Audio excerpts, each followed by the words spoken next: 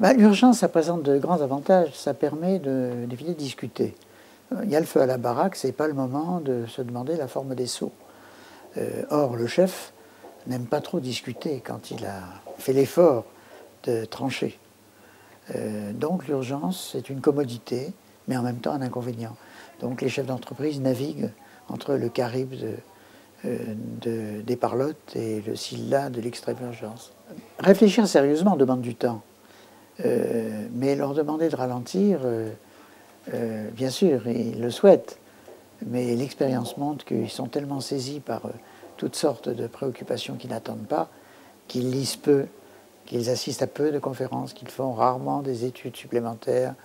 L'action est très exigeante.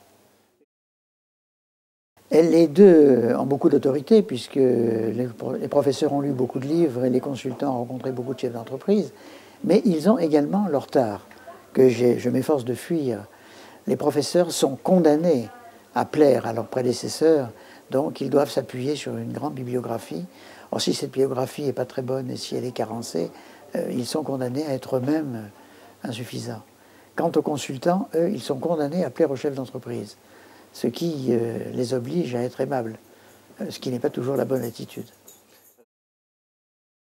Pour un ingénieur comme moi, la pensée sérieuse est a priori rationnelle, donc globale. La table de multiplication n'est ni japonaise, ni russe, ni française, elle est universelle.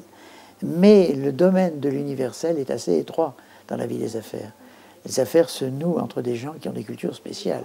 Négocier avec un Japonais, c'est pas comme négocier avec un Indien, et c'est pas comme négocier avec un Européen. Conclusion, on est bientôt forcé de tenir compte des singularités culturelles.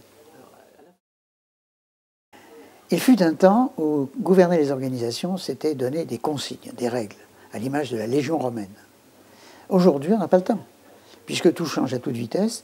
Par conséquent, les collaborateurs les plus humbles doivent prendre des décisions tout seuls. Pourquoi les prennent-ils convenablement? Parce qu'ils rêvent du même rêve que le patron. Donc ce qu'on doit partager de nos jours, c'est une culture, c'est des ambitions, c'est du rêve, comme chez les supporters de foot. Ce qu'ils feront de bon dans la vie, ça sera toujours les folies de leurs 12 ans. Ils rêvaient d'être champion international de football, ou alpiniste, ou sapeur-pompier. Tout le monde ne peut pas faire tout ça, mais il faut qu'ils en gardent le parfum, qu'ils se réalisent comme ils en rêvaient quand ils étaient petits. C'est là qu'ils seront bons. Ils mettront beaucoup d'énergie.